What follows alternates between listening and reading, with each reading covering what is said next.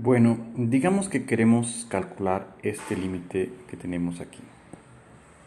Am, este límite. ¿Cómo podemos hacerlo? Primera cosa que vemos es un límite de cuando n tiende al infinito de una suma de k igual a 1 hasta n, donde tenemos k y n en sus términos. Entonces la idea es que eso podamos hacerlos utilizando sumas de Riemann.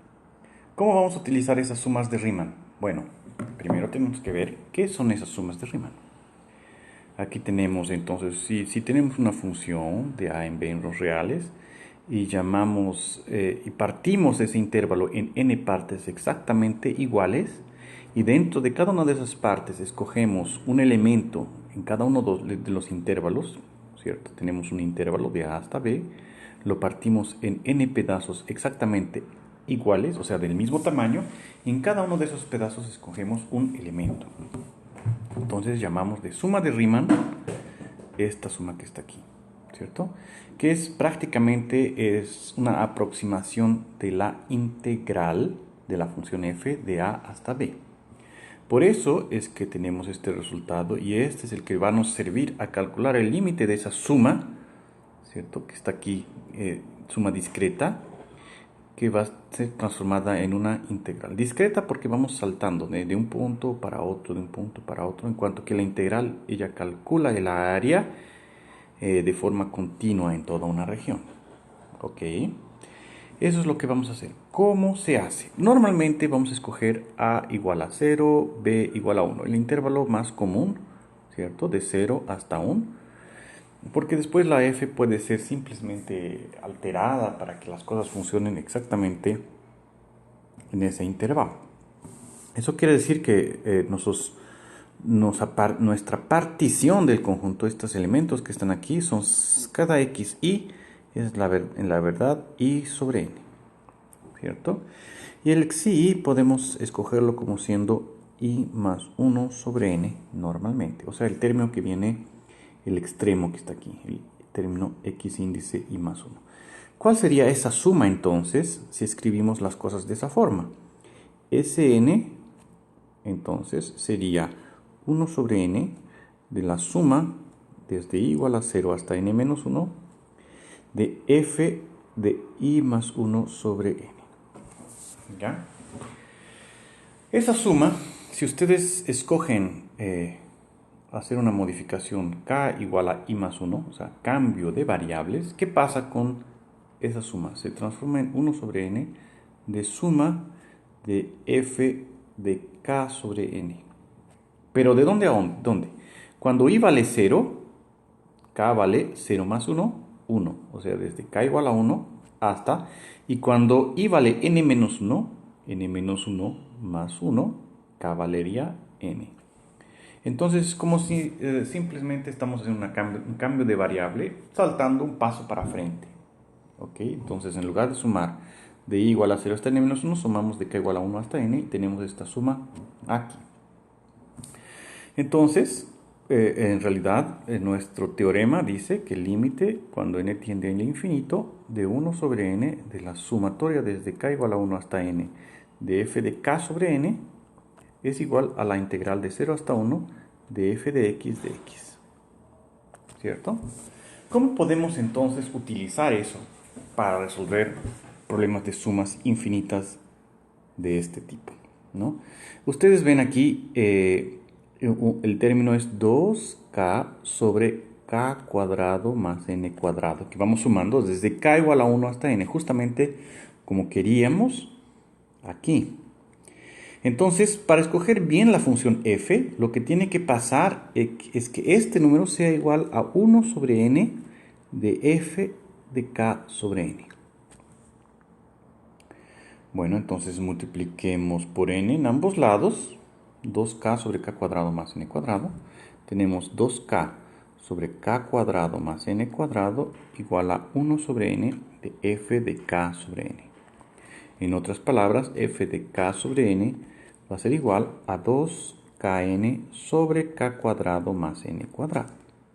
Bueno, la cosa es tener k sobre n aquí, ¿cierto? ¿Cómo hacemos eso? Bueno, f de k sobre n es igual a 2kn sobre k cuadrado más n cuadrado. Si yo divido por n al cuadrado numerador y denominador, están viendo que lo que va a pasar es, voy a tener k sobre n aquí, el n no va a estar solito, aquí también vamos a tener k sobre n. ¿Qué pasa? Vamos a tener 2kn sobre n cuadrado, abajo k cuadrado sobre n cuadrado más n cuadrado sobre n cuadrado. O sea, f de k sobre n va a ser igual a 2 veces k sobre n, ¿cierto? Aquí un n con n cuadrado, quedó 2k sobre n.